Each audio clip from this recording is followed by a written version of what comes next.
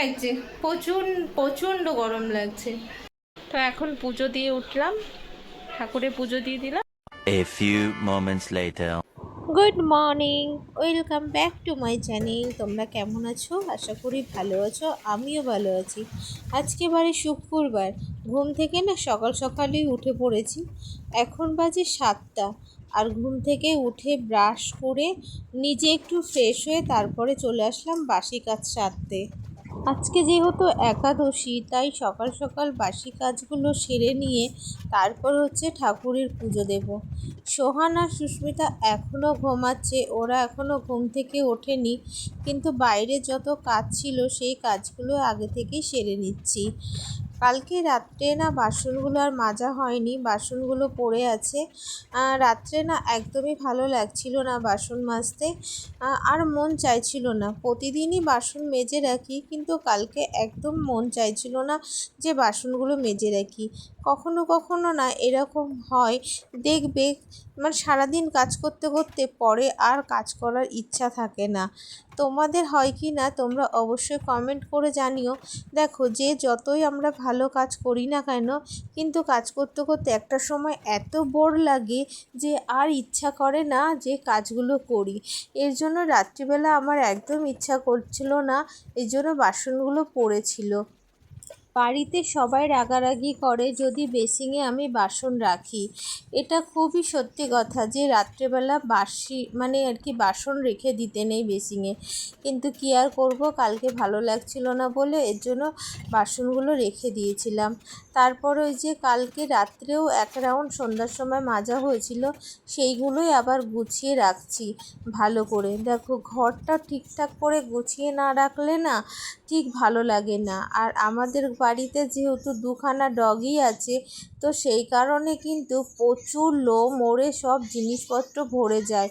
এর জন্য আমার সকালবেলা কাজে হাত দিই যদি 7টা, সেই কাজ ঘরে গোছাতে গোছাতে আমার 10টা বেজে যায়।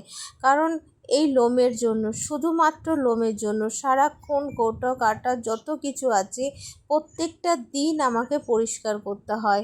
আর প্রত্যেক দিন পরিষ্কার না করলে, একটা দিন যদি আমি পরিষ্কার না করি তাহলে লোমে ভরে যাই। একটা দিন বলছি কেন, একটা বেলা। এই আমি সকালবেলা এখন সব পরিষ্কার করে নিচ্ছি, কিন্তু এর পরে যেই 2-2:30 বাজবে আবার দেখবে সব লোম ভরে যাবে। তো বিকেলবেলাটা আবারও হালকা করে একটু ঝাড়ু পোছা করে নিই। এটাই হচ্ছে সারাটা দিন আমার এইভাবেই চলে যায়। তারপরে একটু বালতিতে জল ভরে নিচ্ছি, কারণ হচ্ছে আমাদের ওই, যখন তোমরা জানো যে আগে যারা ভিডিও দেখেছো আমাদের কলটা খারাপ হয়ে গেছিলো, তো সেই কারণে কিন্তু জল আসছিল না। আর এখন 2 রকম জল আসছে জানো তো, একটা হচ্ছে তোমার টাইমের জল, আর একটা এই যে কলটা পুঁতেছে সেই জল। তো কলটা যে পুঁতেছে সেই জলটা এতটা বিশ্রী, এর জন্য জলটা আমাকে তুলে রাখতে হয়। সকালবেলা জলটা ভালো আসে, এর জন্য সকালবেলা আমি জলটা তুলে রাখি। আর কালকে জামা কাপড় কেচেছিলাম, কিছুটা ভিজে ছিল, সেগুলো ঘরের দড়িতে মেলা ছিল রাত্রে, তাই সেগুলো একটু তুলে নিলাম। চলো এখন এই টেবিলটা পরিষ্কার করে নিয়ে তারপরে হচ্ছে জামা কাপড়গুলো ভাঁজ করব। সারাদিন তো এইভাবেই আমার কেটে যায়। সবাই আমাকে বলে, তুই এত কাজ করিস কী করে, তোর কষ্ট হয় না? কিন্তু কি করব বলো, আমি নোংরা একদম পছন্দ করি না, তাই সারা দিন মানে খাটতে হয়। প্রত্যেকটা দিন ভাবি আজকে হয়তো একটু রিলিফ পাবো। বাড়িতে অনেক সবার কাছে বকা খায়, হ্যাঁ সারাদিন কাজ করো, সারাদিন কাজ করো, যখনই ফোন করি তখনই কাজ করছো, মানে কাজ কি সবসময় পিছনে লেগে আছে, এরকম করে সবাই আমাকে বলে। কিন্তু কিছু করার নেই বলো, কাজ তো করতেই হবে, কেউ তার বোঝে না, গুছিয়ে তো রাখতেই হবে। এটা হচ্ছে অভ্যাস না, কিন্তু এই যে করতেই হয়, কিছু করার নেই।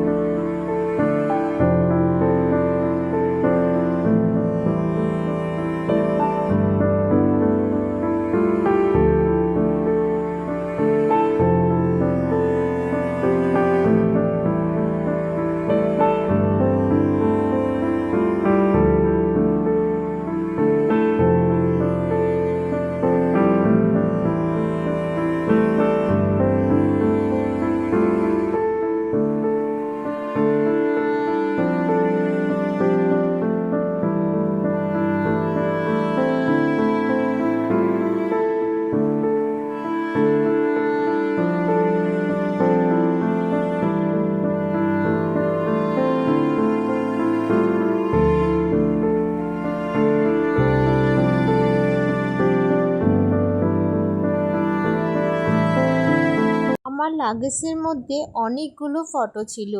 ভাবলাম এই ওয়ার্ড্রপের উপরে ফটোগুলো রেখে দেব, কিন্তু মেয়ে বলছে যে না, তোমার ফটোগুলো এখানে রাখতে হবে না, আপাতত তুমি যে ফুলগুলো আছে এইগুলো দিয়ে তুমি সাজিয়ে রেখে দাও।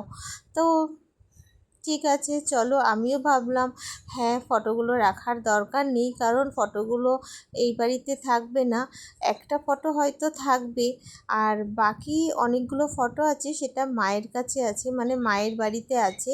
সেই ফটোগুলো আমি পরে তোমরা দেখতে পারবে কোনো এক ব্লগে যে কোথায় আমি ফটোগুলো রাখছি বা সাজাচ্ছি। এই ব্লগে হয়তো দিলাম না, পরের কোনো ব্লগে দেব। আমার ঘর সাজাতে ভীষণ ভালো লাগে, কিন্তু কি করব বলো, মন পছন্দ কোনো জিনিসই কিনতে পারি না। কিনবো কী করে? আমার যেটা পছন্দ সেটা সবার পছন্দ না। আমি ঘর সাজাতে পছন্দ করি, ঘর গোছাতে পছন্দ করি, কিন্তু যেহেতু আমার কাছে টাকা পয়সা থাকে না, তাই কিন্তু আমি কেনাকাটা করতে পারি না। আর সবথেকে বড় কথা, ভাড়া ঘরে থাকি, তাই ছোট্ট একটা ঘর কী করে সাজাবো বলো? এখন মানে এইটুকু ঘরে এত জিনিসপত্র আছে যে আমি সেইটুকু নিয়েই নাজেহাল হয়ে যাই। জিনিসপত্র গুছিয়ে গুছিয়ে আমি আর পারি না। এইটুকু ঘরের মধ্যে 4 জনা 5 জনা জামা কাপড় থাকে, তাই 3টে 4টে মানে 3টে 4টে না, সরি, একটা ওয়ার্ড্রপ, শোকেস, আলমারি, সব কিছুতেই জামা কাপড় ভরে আছে। তারপরে তো কাঁথা কাপড় আছে, সেগুলোও ভরে আছে। তো সব কিছু ভরে আছে যেহেতু, এই কারণে কোনো কিছু ঠিকঠাক করতে গেলে আমাকে সারাটা দিন খাটতে হয়। আমি অগোছালো একদম পছন্দ করি না। আমার ঘর সবসময় টিপটাপ থাকবে, আমি সেটাই পছন্দ করি। যাই হোক, তারপরে চলে আসলাম আবারও জামা কাপড় ভিজিয়ে দিতে। আজকে আমি আর জামা কাপড় কাচবো না, ভিজিয়ে দিচ্ছি, মেয়ে কাচবে। আর মেয়ের জামা ছেলের জামা আলাদা করে ভিজিয়ে রাখছি, ওরা দুজনা কেচে নেবে জামা কাপড়গুলো।